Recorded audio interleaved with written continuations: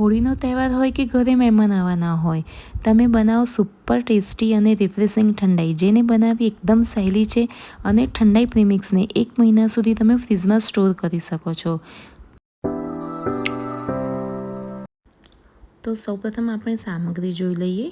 તો તેના માટે કાજુ, બદામ, પિસ્તા, ઇલાયચી પાવડર, મગજતરીના બીજ, ખસખસ, સૂકી ગુલાબની પાંદડીઓ, વરિયાળી, મરી અને કેસર લઈશું. સૌપ્રથમ એક નોનસ્ટિક પેન લઈશું, તેને ગરમ થવા દઈશું. ગરમ થાય એટલે તેમાં બદામ, કાજુ અને પિસ્તા ત્રણેયની ક્વોન્ટિટી સરખી રાખવાની છે. હવે તેમાં વરિયાળી, મગજતરીના બીજ અને ખસખસ લઈને એકવાર હલાવી લઈશું. તેને બહુ ગરમ કરવાનું નથી, થોડી વાર જ હલાવવાનું છે.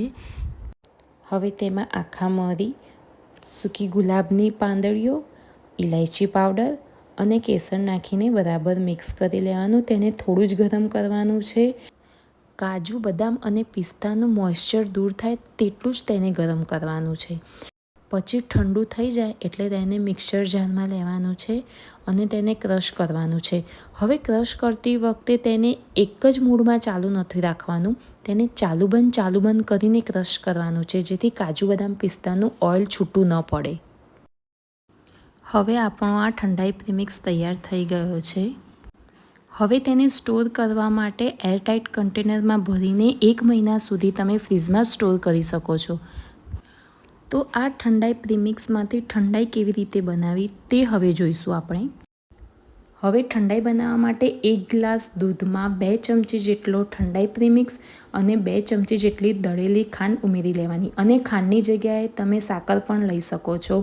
હવે તેને બરાબર મિક્સ કરી લેવાનું છે અને એક ગ્લાસમાં સર્વ કરવાનું છે. તો તમે જોઈ શકો છો કે આ ઠંડાઈ પ્રીમિક્સ તૈયાર હોય તો કેટલું ફટાફટ ઠંડાઈ બની જાય છે. તમને મારી આ રેસીપી કેવી લાગી તે મને કમેન્ટ બોક્સમાં જરૂરથી જણાવજો અને લાઈક કરજો અને તમારા ફ્રેન્ડ્સ અને ફેમિલી સાથે શેર કરજો અને મારી ચેનલને સબસ્ક્રાઈબ કરજો. હવે મળીશું નવા વિડીયો સાથે. જય શ્રી કૃષ્ણ.